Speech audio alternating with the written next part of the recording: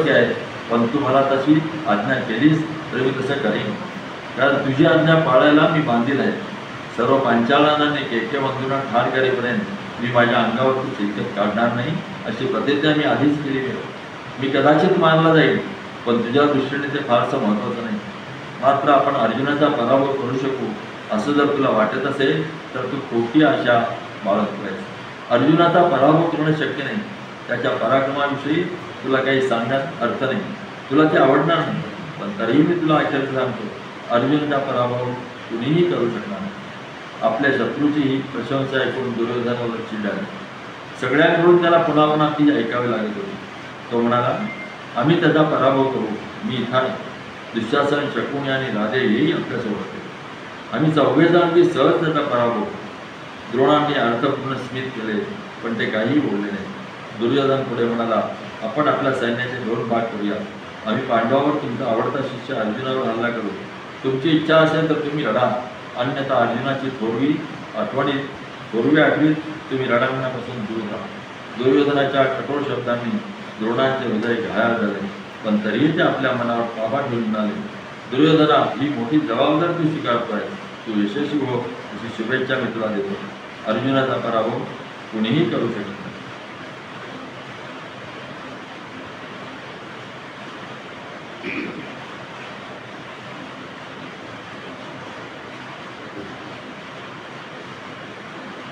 तू प्रयत्न करून पहा. स्वतःचा शोध घेण्यासाठी दुसरी चांगली गोष्ट नाही. तू अनेक पापं केलं आहेस. तू निर्दयी आणि संशय आहेस. तुझ्यावर प्रेम करणारे कोण, खरे तुझे हितचिंतक कोण, ते तुला कधीही ओळखता येणार नाही. जा आणि त्या थोर जीवनाशी तू लढ. महान कुरु घराण्याचा जन्म घेतलेला क्षत्रिय आहेस तू. तुला युद्धाची खुमखुमी आली आहे ना, मग जा स्वतः आणि लढ. तुझ्यासाठी तो अनेक राजांचे बळी का देतो? इतके दिवस तू रणांगणापासून दूर का राहिलास? वस्तुस्थिती अशी आहे की कुरुक्षेत्रावर लढलं जाणारं युद्ध हे तुझ्या इच्छेस्तव लढलं जात आहे. त्या युद्धात तो प्रत्यक्ष भाग घ्यावास हे योग्य. दुर्योधना, तू क्षत्रिय आहेस. क्षत्रियासारखा वाग. तो आपली धारदार शस्त्रे, कोलारी शस्त्र वापर आणि तुझ्या जिभेने थोडी विश्रांती घे. तू तृप्त आणि सुखी जीवन जगला आहेस. तुझ्या हातात अनेक चांगली कृत्य घडली आहे. आता तो आपल्या शत्रूंशी लढणं योग्य ठरेल. पांडवांच्या हातून तुला येणारा मृत्यू हा यशस्वी जीवनाचा सर्वश्रेष्ठ मुकुटच तुझ्या मस्तकावर आहे असंच तू समज. निदान आता तरी तू तुझ्या शत्रूंशी लढ आणि आपलं कर्तव्य पार पाड. त्यामुळे तुझा मृत्यू वैभवशाली ठरेल. द्रोणांनी आपलं बोलणं थांबवलं. त्यांनी कौरवांच्या सैन्याचे 2 भाग केले आणि कृतज्ञ दुर्योधनासाठी शरीरात अखेरचा श्वास असतो पण लढण्यासाठी ते सिद्ध झाले. कृष्णाने सैन्याचे 2 भाग पाहिले. तो अर्जुनाला म्हणाला, मला असं वाटतं की तू डाव्या आघाडीकडे गेलास तर बरं होईल, कारण तुझे सर्व शत्रू तिथे आहेत. भीमाने या 2 आघाड्या पाहिल्या आणि तो म्हणाला, अर्जुना, आता आपण आपल्या शत्रूंना घेऊया. जे करण्याची प्रतिज्ञा आपण केली आहे ती आपण पूर्ण करूया. कृष्णाने भीम याने सुचवल्याप्रमाणे अर्जुनाने शत्रुसेनेवर हल्ला करायला सुरुवात केली. द्रोणांसमोर प्रतिज्ञा केल्याप्रमाणे 4 कौरव अर्जुनाशी लढायला उभे राहिले. त्यांना वाटली होती इतकी गोष्ट सोपी नव्हती. ते त्यांना कळून चुकले. अर्जुनाशी लढणे हे मुळीच सोपी गोष्ट होती. रणभूमीवर उडालेल्या धुळीमुळे, बाणांच्या वर्षावामुळे सूर्य दिसत नव्हता. अर्धे सैन्य बघता बघता नाहीसे झाले. द्रोण रणांगणाच्या उजव्या बाजूला गेले आणि तिथूनच ते पांचाळ, मत्स्य आणि केकय बंधू यांच्याशी लढत होते. द्रोण भडकलेल्या आगीसारखे दिसत होते. तेजस्वी ब्राह्मणाकडे लढताना पाहणाऱ्यांना कापे भरत होते. द्रोणांचे जुने शत्रू पांचाळ यांचा युद्धात अजिबात प्रभाव पडला नव्हता. द्रोणाने द्रुपदाचे 3 नातू ठार केले. द्रुपदाला हा फार मोठा धोका होता.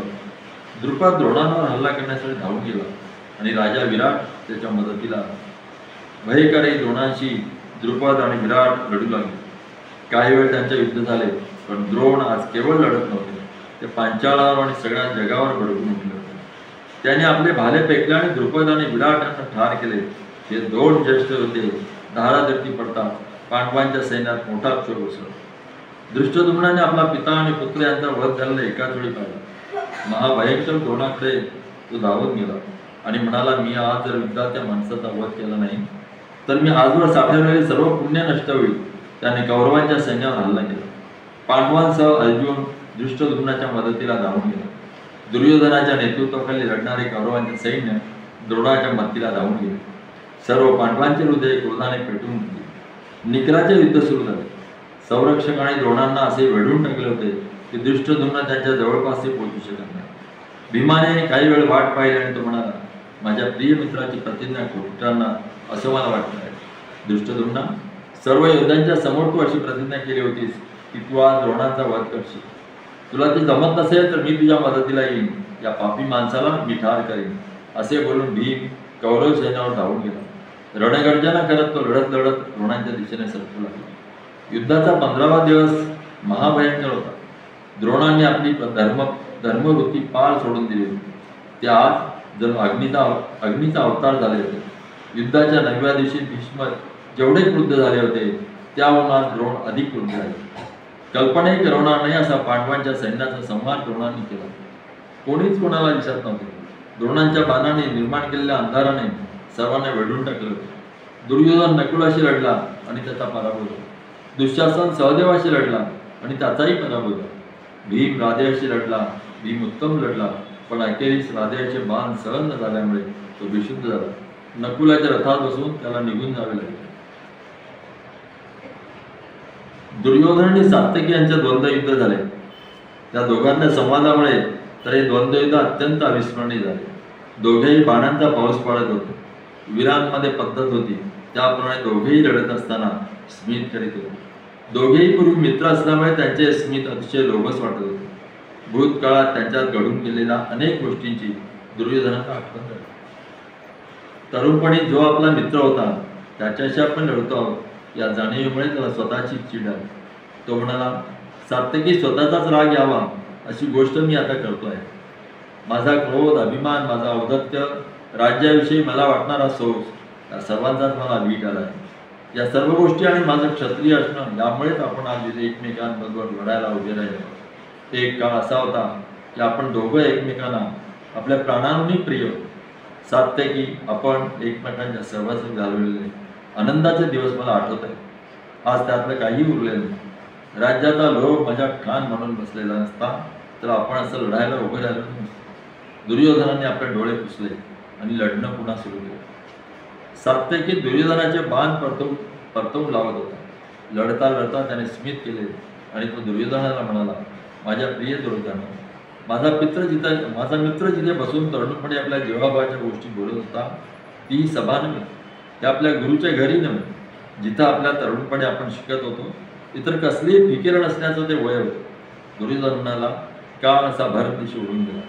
आपण जेव्हा खेळत होतो ते खेळ कुठेही जातात. आज आपण हे द्वंद्वयुद्ध लढतो. किती निर्दय असतं प्राक्तन. मी लोभी नसतो तर असं घडलंच नसतं.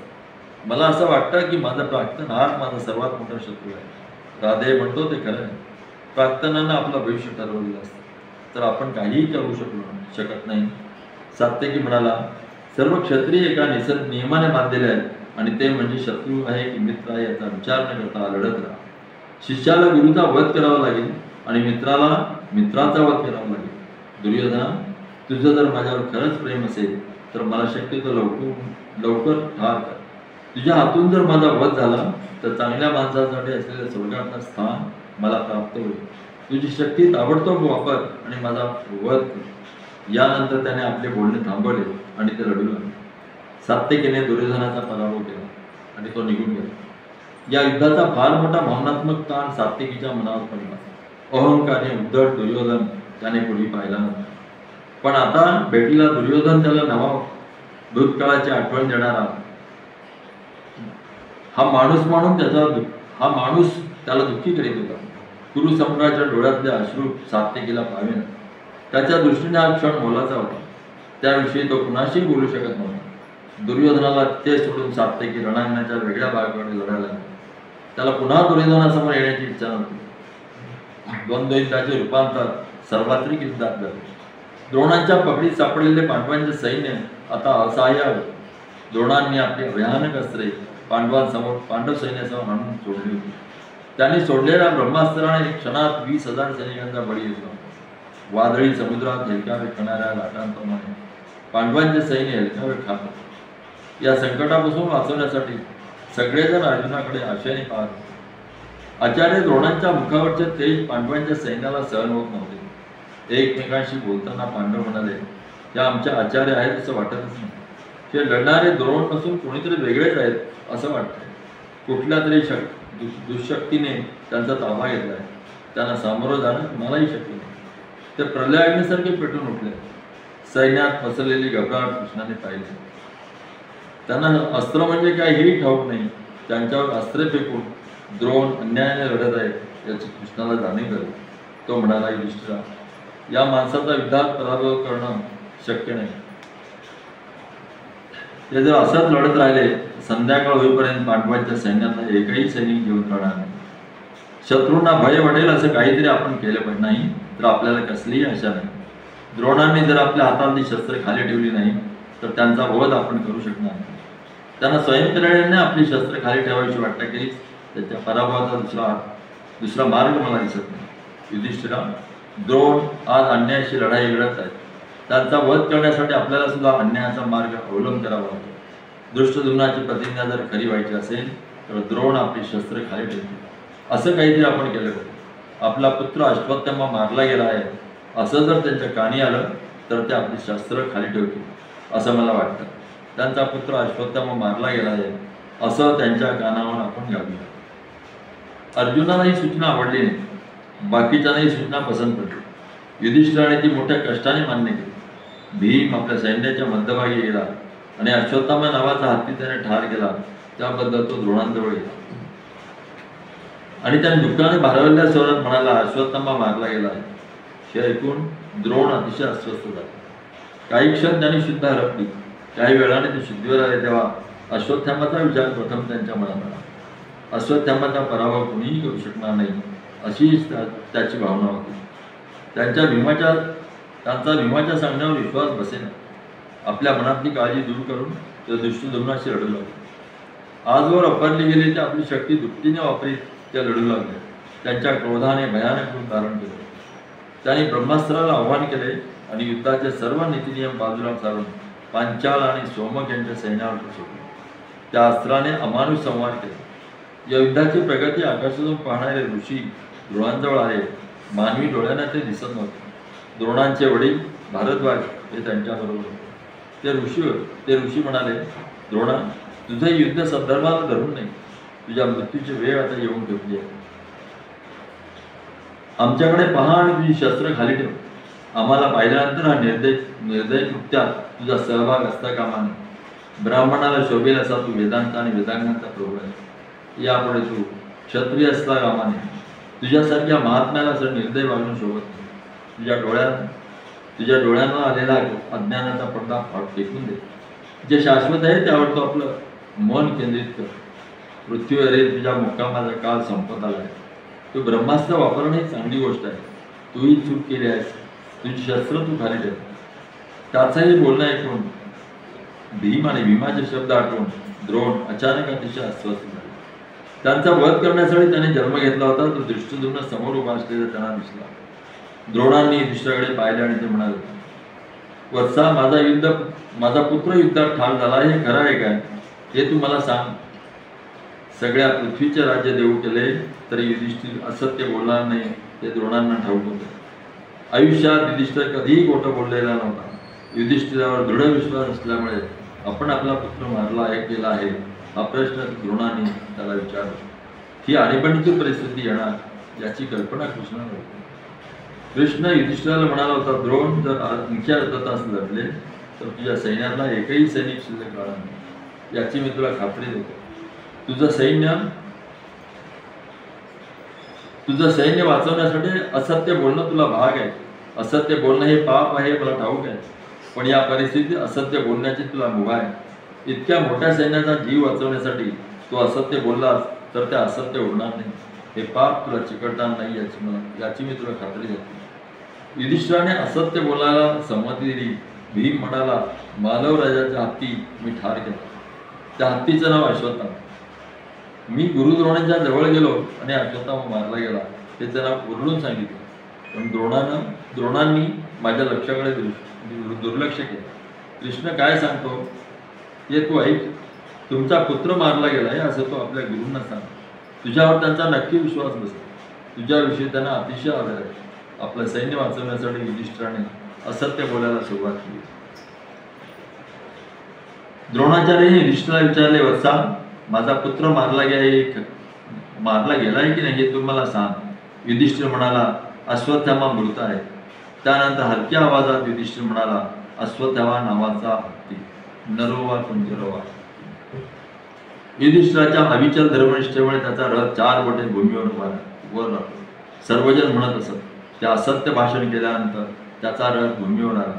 आज युधिष्ठिर कुठल्याही मर्त्य मानवाहून वेगळा नव्हता. युधिष्ठिराचे शब्द ऐकताच द्रोणांचा युद्धातला रस फार नाही झाला. ते बेशुद्ध होऊन खाली पडले. शुद्धीवर आल्यावर त्यांनी पुन्हा लढायला सुरुवात केली. पण आता युद्धात त्यांचे मन रमत नव्हते. दृष्टद्युम्न त्यांच्याजवळ गेला. सारा वेळ तो द्रोणांच्या रथासमोर आपली जागा मिळवला. त्याने तीक्ष्ण बाण द्रोणावर सोडला. पूर्वीच्या शक्तीने द्रोण त्याच्या रथाचा प्रतिकार करू शकला नाही. बाणांचा वर्षाप्रमाणे आपले हात थकल्याची जाणीव द्रोणांना झाली. ते आपल्या अस्त्रांनाही आव्हान करू शकले नाही. पूर्वीच्या सामर्थ्याने आपण लढू शकत नाही हे त्यांना कळून चुकले. द्रोण क्रुद्ध झाले. त्याने अधिक मिळकण असे दुसरे धनुष्य आपल्या हातात घेतले. ते धनुष्य त्यांचे गुरु अंगिरस यांनी त्यांना दिले होते. त्या धनुष्याने त्यांनी दृष्टद्युम्नावर बाणांचा वर्षाव करण्यास सुरुवात केली. आपले थकलेले हात पुन्हा नव्या आवेशाने लढू लागल्याची त्यांना जाणीव झाली. दृष्टद्युम्नाबरोबर आपली शर्त पणाला लावून ते लढू लागले. दृष्टद्युम्नाच्या धनुष्य तुटले. त्याचे घोडे मारले गेले. तो रथहीन होता. आता तलवार घेऊन ते द्रोणाचार्याकडे गेला. द्रोणांचा वध करण्यासाठी तो पुढे झाला. द्रोणांनी आपल्या बाणांनी त्याची तलवार मोडली आणि त्याचे चिरकट तोडले. दृष्टद्युम्नाने असहाय्य झाला. द्रोणाने दृष्टद्युम्नावर वैतास्मी नावाचं बाण भरतो. अगदी जवळून लढणाऱ्या शत्रूंसाठी त्यांचा वापर केला जाईल. या बाणांना सामोरे कसे जावे हे कृप, अर्जुन, द्रोण, राधे, कृष्ण, सात्यकी आणि प्रद्युम्न यांनाच फक्त ठाऊक. या बाणांनी दृष्टद्युम्नाला ठार करण्याची द्रोणांची इच्छा. सात्यकी हे सगळे पाहत होता. त्याने आपल्या धनुष्यातून द्रोणांना 10 बाण फोडले. या बाणांनी द्रोणांचे सर्व वैतास्मिक बाण नष्ट केले. सात्यकीने द्रोणांनी उभारलेल्या बाणाच्या पकडीतून दृष्टद्युम्नाची सुटका केली. अर्जुन आणि कृष्णाने आनंदाने घोषणा केली. या द्वंद्व युद्धापासून दूर असल्यामुळे मध्ये पडू शकत नव्हते. कौरव योद्ध्यांना दूर ठेवण्याचे काम अर्जुन करीत होता. अर्जुन म्हणाला, कृष्णा, सात्यकीने युद्ध कौशल्य पाहून मला अतिशय आनंद होता.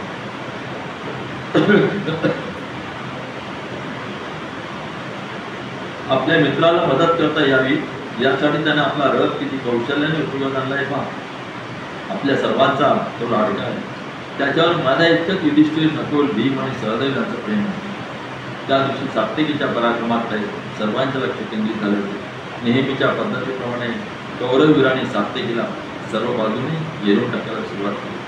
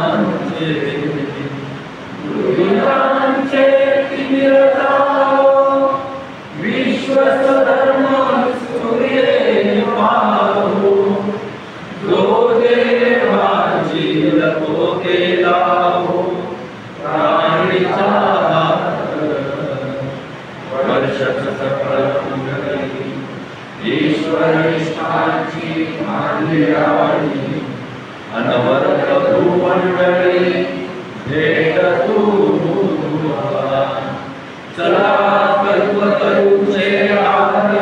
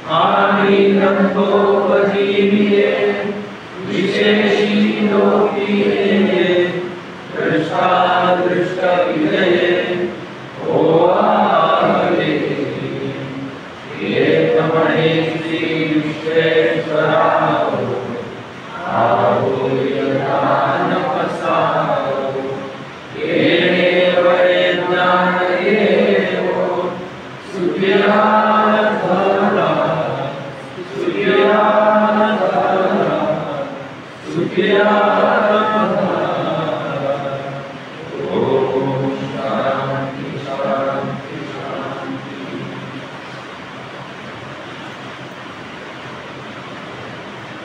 आज थोड़ी मातृशक्ति की संख्या